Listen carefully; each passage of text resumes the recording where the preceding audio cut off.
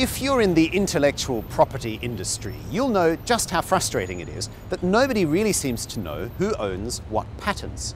The reasons for this are manifold. On the one hand, there are 180 intellectual property offices, patent offices all around the world. But by some estimations, more than a quarter of the data that they hold is inaccurate because the records simply are not kept up to date. There are issues with translations, and when a patent is sold, it's not necessarily reported. So ORoPo, the open registry of patent owners, hopes to change all of that.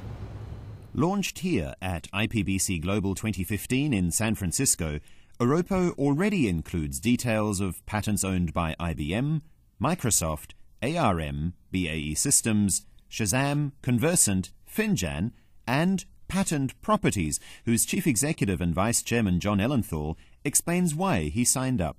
I think it's an effort that is consistent with the very reason to have a patent database, and it's easy to be cynical and say that patents are all about lawsuits, but what ORoPo is about bringing us closer to the original reason for having a patent database, which is to promote knowledge exchange and information transfer in the spirit of collective economic benefit. That benefit could run up to $300 billion, according to a report by Estemos, if ORoPo results in just a 6% increase in patent licensing.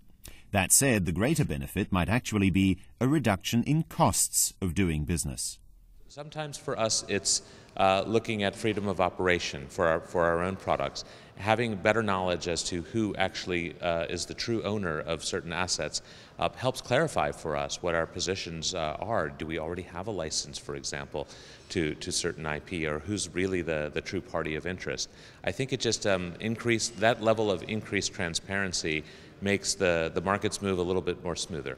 But some, like Philips, are more cautious. Philips is not yet part of it. Today actually was the first time I'd actually been introduced to it, and I think it's a great concept. I'm happy to see that some industry players have adopted it. I'm anxious to see more adopt it, and yeah, it's definitely something we're going to look at.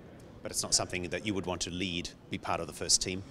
Yeah, I mean, I'd have to go back. I mean, we have some internal tools, right, that kind of do the same thing. We don't have something that's on the order of magnitude of what they're suggesting, and certainly having a critical mass of companies that are participating in an effort like this, I think, is critical to success.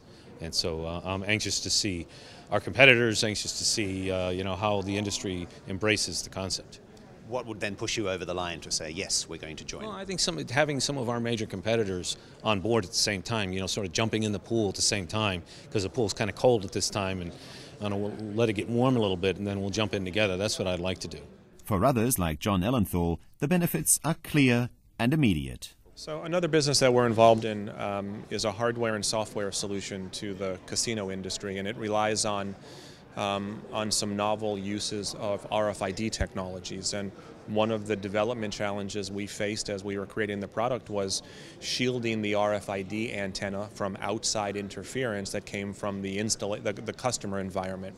So we had a team of engineers, very talented people, who probably spent a year to effectively reinvent the wheel dealing with this shielding problem. Had we had a tool like the one our company has created, and had the patent database been a little bit more transparent, then there's no doubt we could have found a whole host of very talented electrical engineers with experience in dealing with interference issues or RFID issues as advertised by patents they held or articles they may have written for various trade journals as another way. That we could have found perhaps a professor at the University of Texas who had real expertise in this area. We could have brought that individual in perhaps as a consultant for a short time and dramatically improved how quickly we dealt with the problem, and therefore dealt with it a lot less expensively and brought our product to market faster.